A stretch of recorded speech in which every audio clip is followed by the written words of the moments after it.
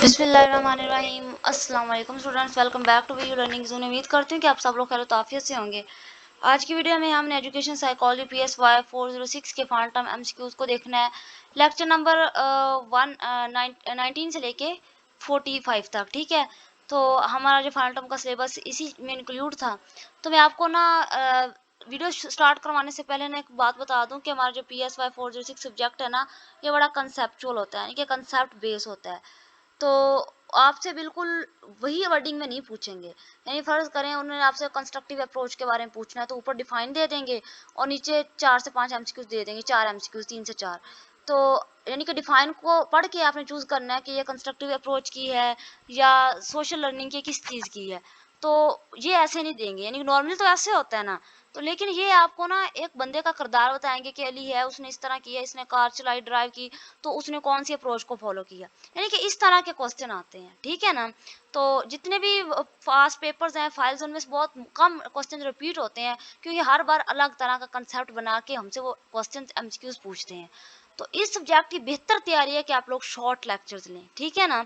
Short lectures लेने से आप लोगों को कंसेप्ट मिलेगा, आप लोगों की प्रिपरेशन होगी। जब आपके पास कंसेप्ट होगा तो फिर वो कितना भी घुमा फिरा के आपसे पूछेंगे ना, तो आप उसका आंसर कर सकते हैं।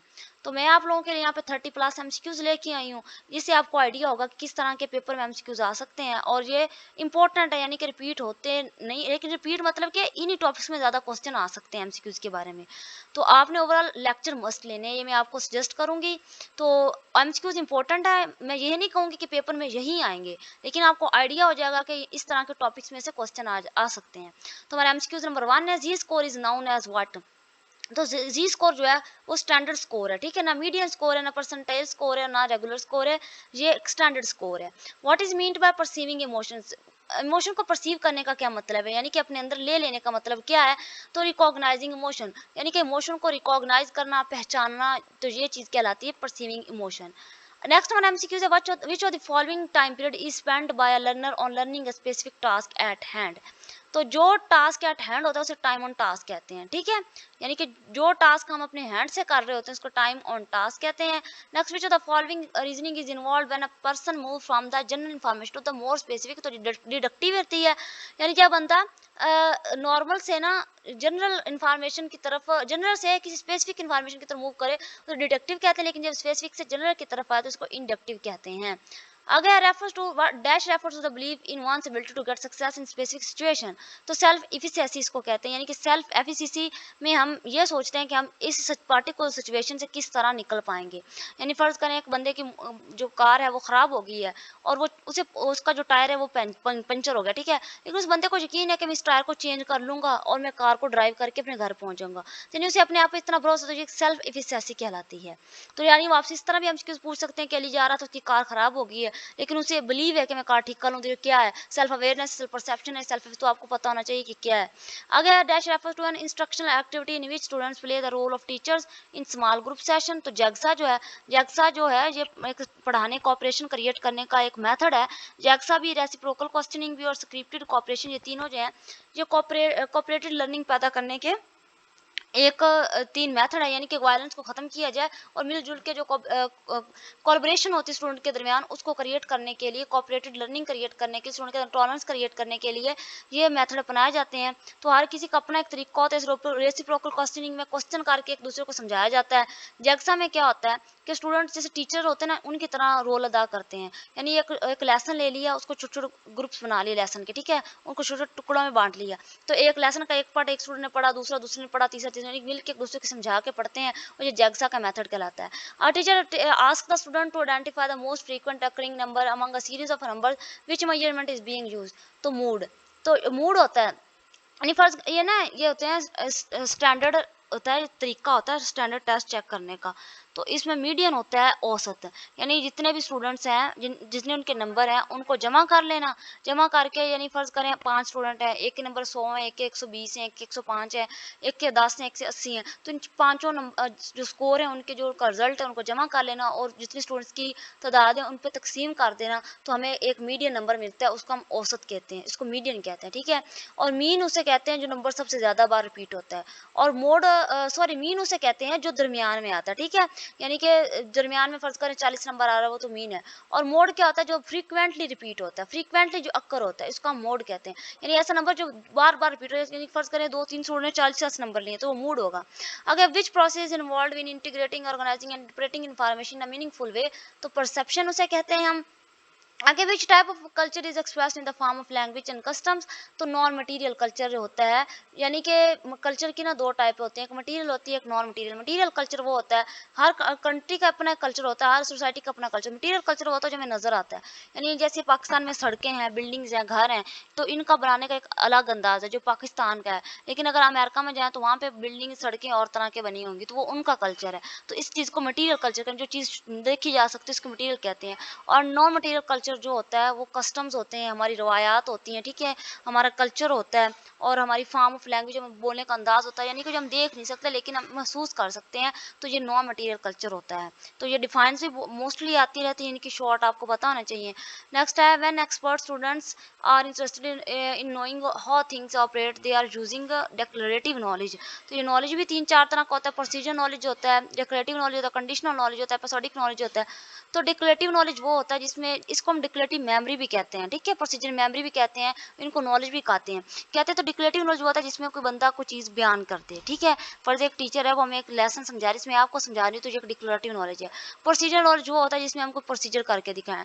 नेक्स्ट कह रहे हैं कि student become motivated if the given task is structured, यानी कि जब बंदे को, स्टूडेंट को टास्क प्रोवाइड किया जाए, वो स्ट्रक्चर्ड फॉर्म में, यानी कि बकायदा बता दिया जाए कि आपने ऐसे करना है, तो वो अच्छा परफॉर्म करेंगे। लेकिन अगर अनस्ट्रक्चर्ड हो तो वो अच्छा नहीं परफॉर्म करेंगे, सेमी स्ट्रक्चर फिर भी अच्छा नहीं करेंगे, नॉन स्ट्रक्चर फिर भी अच्छा। तो स्ट्रक्चर्ड है ये आंसर, क्वेश्चन ना मोस्टली आता रहता है ये एमसीक्यू, तो आपको पता नहीं, यानी कि स्टूडेंट तभी अच्छा परफॉर्म करेंगे जब टास्क स्ट्रक्चर्ड हो। टोटल 3 है, 2 मिनट जो है। आगे हमारा एमसीक्यू 12 है, how to tie your shoelace is an example of which type of memory, यानी कि अपने शू लेस जो है हमारे होते हैं, तस्बीह होते हैं बूट्स के, तो उनको जो बांधने का तरीका है, ये कौन सी मेमोरी है, जो कौन सा नॉलेज है, तो ये प्रोसीजर नॉलेज है। मैंने आपको पहले बताया कि इसमें हम एक प्रोसीजर डन कर रहे होते हैं। How propose the concept of observational learning, तो अल्बर्ट बंदोरा ने ऑब्जर्वेशनल लर्निंग की कंसेप्ट प्रोवाइड किया था। ऑब्जर्वेशनल लर्निंग मतलब कि इसने कहा था कि हम दूसरों को ऑब्जर्व करके सीखते हैं, यानी अगले बंदे के किरदार को ऑब्जर्व करके, उसके बैठने चलने बैठने का तरीका उसको ऑब्जर्व करके हम सीखते हैं, और इसको कहते हैं ऑब्जर्वेशन लर्निंग, को अल्बर्ट बंदोरा ने पेश की थी। In dash view of learning human beings are not passive learners, तो कंस्ट्रक्टिविस्ट व्यू के अकॉर्डिंग ह्यूमन बीइंग्स जो है वो पैसिव लर्नर्स नहीं है, बल्कि वो एक्टिव लर्नर हैं, यानी कि हर चीज़ में एक्टिव पार्टिसिपेट होकर लर्न करते हैं। हमारा 15 एमसीक्यूज है। Planning can not be done on which of the following levels, hourly levels, यानी कि आवर बेस पे, घंटे बेस पे लर्निंग नहीं होती। अगर आपने लर्निंग करवानी है स्टूडेंट को, तो आपने जो स्केड्यूल बनाना है वो मंथ बेस्ड होना चाहिए, यानी मंथली आपने बनाना है, या टर्म बेसिस, हमारा मिड डे फाइनल टर्म है, और या आप ईयरली बेसिस जैसे एग्जाम्स होते हैं स्कूलों के, तो इस बेस पे बनाना चाहिए, घंटे के बेस पे तो कोई काम नहीं होता। 16 है, the management of one's own behaviour and self responsibility is called self management, यानी जब बंदा, स्टूडेंट को ना इस चीज़ से अवेयर करवाया जाए कि वो अपनी बिहेवियर की रिस्पॉन्सिबिलिटी खुद ले, यानी अगर वो गलत बिहेवियर करेगा क्लास में तो उसे सजा मिलेगी, तो उसकी रिस्पॉन्सिबिलिटी उसी पर है, तो इसको सेल्फ मैनेजमेंट कहते हैं। तो क्लासरूम मैनेजमेंट जो होती है इसमें पूरी क्लास की बात की जाती है। और टाइम मैनेजमेंट में क्या होता है कि टाइम जो है, प्रॉपर टाइम पे बच्चों को पढ़ाना है, प्रॉपर टाइम में उन्हें छुट्टी देनी है, इस वजह से इसको टाइम मैनेजमेंट कहते हैं। आगे which of the following is a barrier to using tools in new ways during learning, तो फंक्शनल फिक्सडनेस। फंक्शनल फिक्सडनेस क्या है, ये डिफाइन भी है, मोस्टली आती रहती है। इसमें मतलब ये होता है कि फिक्सनेस होना, यानी जो पढ़ाने पुराने मेथड है स्टडी करवाने के, ठीक है, उन पर फिक्स हो जाना, या कोई और तरीका, कोई भी टीचिंग के रेट आप ले सकते हैं, उसी पे फिक्स रहना, नए जदीदियत को अपने अंदर ना लाना, स्कूल में ना लाना, अपनी क्लास में ना लेना, उसको हम फंक्शनल फिक्सनेस कहते हैं। और जो बैरियर होते हैं, रुकावटें होती हैं टूल्स को नए तरीके में यूज़ करने के लिए, समझा रही है। तो फंक्शनल फिक्सनेस जो होता है, barrier to using tools in new ways, इसको हम फंक्शनल फिक्सनेस कहते हैं।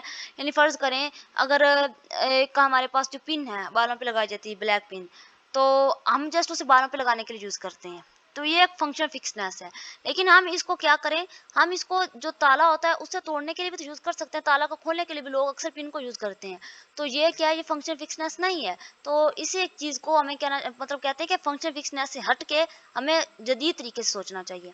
आगे हमारा 18 एमसीक्यू है, what is a transfer of well practice skills with little और नो थिंकिंग कार्ड, तो लो रोड ट्रांसफर, ठीक है, well practice skill with little और नो थिंकिंग कार्ड, मतलब क्या है, यानी कि ये ना दो तरह का होता है, एक हाई रोड ट्रांसफर होता है, एक होता है low road transfer. High road transfer यानी कि एक बंदे ने ना कार चलाना सीखी है और उसने कार छोड़ के ना फिर वैन चलाना शुरू कर दी है। तो अब उसे इतना ज़्यादा थिंक करने की ज़रूरत नहीं पड़ी, यानी कि नो थिंकिंग, उसे इतनी ज़्यादा थिंक करने की ज़रूरत नहीं पड़ी कि मुझे कार छोड़ दी तो मैंने वैन कैसे चलानी, वैन को चलाने का मेथड कैसा है। तो उसे बिल्कुल भी थिंकिंग की ज़रूरत नहीं पड़ी होगी, बल्कि बहुत कम थिंकिंग की ज़रूरत पड़ी होगी। तो इस चीज़ को हम लो रोड ट्रांसफ़र कहते हैं, यानी उसे लो थिंकिंग की ज़रूरत पड़ी। तो आपने इससे याद रखना कि बच्चे अक्सर ना मिक्स कर देते हैं। हाई रोड ट्रांसफ़र होता है, इसी बंदे को ना एक काम छोड़ के दूसरा करते वक़्त थोड़ी सोचना पड़े। यानी कि एक मास्टर है तो वो ना अपने घर में अपने बच्चों को छोटे-छोटे को ट्रीट करता है। उसके छोटे-छोटे बच्चे हैं वो अच्छे तरीके से ट्रीट कर लेता है। लेकिन फिर उसने क्या किया, वो टीचर बन गया और उसने स्कूल जॉइन कर लिया, उसे नर्सरी के बच्चे पढ़ाने पड़ते हैं। तो नर्सरी के बच्चों को पढ़ाने के लिए ना वो अपने जो घर में बच्चे ट्रीट करता है ना, उसका मेथड यूज़ करता है। तो बिल्कुल एग्ज़ैक्ट मेथड तो यूज़ नहीं करेगा क्योंकि उसके अपने बच्चे हैं, उसको और तरीके से मैनेज करता होगा। थोड़ी बहुत चेंज करेगा क्योंकि नर्सरी के बच्चों को स्कूल का टाइम है, स्कूल का एक माहौल है तो उसको वहाँ पे काम करने के लिए थोड़ा सोचना पड़ेगा। तो ये हाई रोड ट्रांसफ़र होता है। यानी हम एक चीज़ का नॉलेज दूसरे लागू करते हैं तो हमें थोड़ा सोचना पड़े, तो इसको हाई रोड ट्रांसफ़र करते हैं, थोड़ी चेंजिंग भी करनी पड़े। लेकिन अगर हम वही बिल्कुल एग्ज़ैक्ट यूज़ कर लें और नो थिंकिंग करें, बिल्कुल लिटिल थिंकिंग करें, तो इसको हम लो रोड ट्रांसफ़र कहते हैं। तो ये ना शॉर्ट क्वेश्चन में भी आता रहता है। अगर reliability is testing refers to consistent and stable test scores, तो इस वजह से हमारी रिलायबिलिटी जो है वो टेस्ट की जा सकती है। Main purpose of a diagnostics test to identify learning problems, तो जो प्रॉब्लम्स होती है ना किसी स्टूडेंट को, ये वीकनेस होती है लर्न करते वक्त, तो इसके लिए एक डायग्नोस्टिक्स टेस्ट लिया जाता है। इसकी भी आपको डिफाइन पता होनी चाहिए। What is an objective test, तो ऑब्जेक्टिव टेस्ट होता है test with fix scalar cut answer, तो इसको हम ऑब्जेक्टिव टेस्ट कहते हैं। फिर ये दोबारा रिपीट हो गया ऑब्जेक्टिव टेस्ट हमारा 22 एमसीक्यूज है कि in student teacher instruction teacher should indirect question to a student, यानी कि टीचर को क्या करना चाहिए। इन स्टूडेंट टीचर इंस्ट्रक्शन में टीचर को इस्टेब्लिश आई कांटेक्ट भी रखना चाहिए, ठीक है। इंडायरेक्ट क्वेश्चन भी करने चाहिए कि फर्स्ट इंडायरेक्ट करते इंडायरेक्ट भी करता रहे। Various setting of student from varying setting of student from time to time, यानी कि स्टूडेंट की जो सेटिंग बैठते हैं कि टाइम टू टाइम चेंज करता रहना चाहिए। Move around in the class में rather than stay at one place, एक जगह पर खड़ा होने के बजाय सारी क्लास में राउंड करते रहना चाहिए। तो ये सारे राइट है, ये वाला आंसर गलत है, सॉरी ये ना गलत है, ठीक है। इसका करेक्ट आंसर, नहीं sorry, indirect question to all students नहीं, बल्कि ठीक है मैं पागल हो गई। तो ये राइट आंसर है, ठीक है। यानी कि उसे ये सारे तरीके यूज़ करने चाहिए टीचर को, यानी कि टीचर को स्टूडेंट की जो इंस्ट्रक्शन है उसको भी देखना चाहिए, आई कांटेक्ट भी एस्टेब्लिश रखना चाहिए, सारा कुछ करना चाहिए। लेकिन ये नहीं करना चाहिए कि इनडायरेक्ट क्वेश्चनिंग नहीं करनी चाहिए, यानी डायरेक्ट क्वेश्चन करने चाहिए।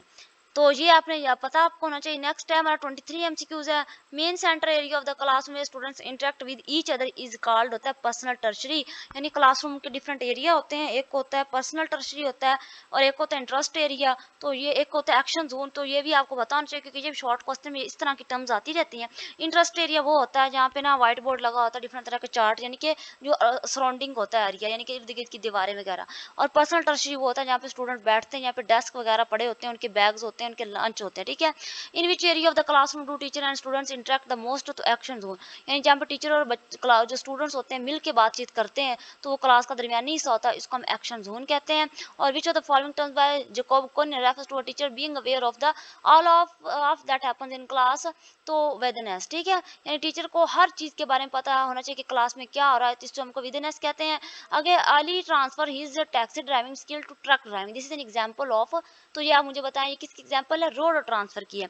तो इस तरह के एमसीक्यूज आते हैं, आपको मैं आइडिया के लिए बता रही हूँ कि इस तरह के एमसीक्यूज आते हैं, इसी टॉपिक से इंपॉर्टेंट इनमें से आ सकते हैं। तो यानी फर्ज करें उसे ट्रक की ड्राइविंग आती तो फिर उसने टैक्सी की ड्राइविंग आती तो फिर उसने ट्रक की ड्राइविंग पर इसको लागू कर दिया, तो उसने लो रोड ट्रांसफर किया है क्योंकि उसे इतनी ज़्यादा थिंकिंग की ज़रूरत नहीं पड़ी। ओ नेक्स्ट हमारा एमसीक्यूज है 28 है, कहने कि if a student learn from the teacher and explains to other it is a ripple effect, तो रिपल इफेक्ट ये भी डिफाइन के अकॉर्डिंग इंपॉर्टेंट है, जितने मैं आपको एमसीक्यूज बना के दिए डिफाइन के अकॉर्डिंग भी इंपॉर्टेंट है। तो रिपल इफेक्ट वो होता है, यानी एक टीचर ने एक स्टूडेंट को कोई तरीका बताया, एक मैथ का क्वेश्चन सॉल्व करने का तरीका बताया, तो वो अगर दूसरे स्टूडेंट को जाके बताए और सबको सिखाया तो ये रिपल इफेक्ट है, यानी कि पूरी क्लास में फैलेगा। तो ये अच्छी बात है स्टूडेंट को लर्निंग प्रमोट करने के लिए। कहने कि Asman learns recipe by watching our mother, who is the role model, role model वो होता है जिसको बंदा देख के सीखे, ठीक है। तो आसमा ने रेसिपी सीखी है अपनी मदर से, तो मदर क्या है, मदर एक रोल मॉडल है। तो ये भी आपको पता नहीं, इस तरह से घुमा फिरा के आपसे पूछे जा सकते हैं एमसीक्यूज। फिर कह रहे हैं कि she knows how to bake a cake and all necessary steps, this is which type of knowledge, तो ये प्रोसीजरल नॉलेज है। यानी प्रोसीजर बंदा कोई भी ऐसा काम जो प्रोसीजर के थ्रू करे, यानी बकायदा करके दिखाए प्रैक्टिकली, तो ये प्रोसीजर नॉलेज होता है। डिक्लेरेटिव होता है जो बंदा बयान करता है, ठीक है। जो बंदा हाथ से काम करता है उसको प्रोसीजर डिक्लेयर करता है ज़बान से, वो डिक्लेरेटिव होता है। तो ओवरऑल ये हमारे 30 एमसीक्यूज थे शॉर्ट थी क्योंकि इसके 50 तक बन सकते थे, लेकिन इसके ना एग्जैक्ट नहीं आते। मैं आपको बता रही हूँ, आप लोगों से कंसेप्ट के बेस पे पूछा जाता है, बहुत कम एग्जैक्ट आते हैं, लेकिन ज़्यादातर कंसेप्चुअल होते हैं। अपने कंसेप्ट क्लियर करें। अगर वीडियो अच्छी लगी हो तो वीडियो को लाइक कर दीजिएगा, चैनल पे नया तो चैनल को सब्सक्राइब कर दीजिएगा। अपनी दुआ में लाजमी याद रखिए कि मिलते हैं नेक्स्ट वीडियो में। अल्लाह हाफिज़।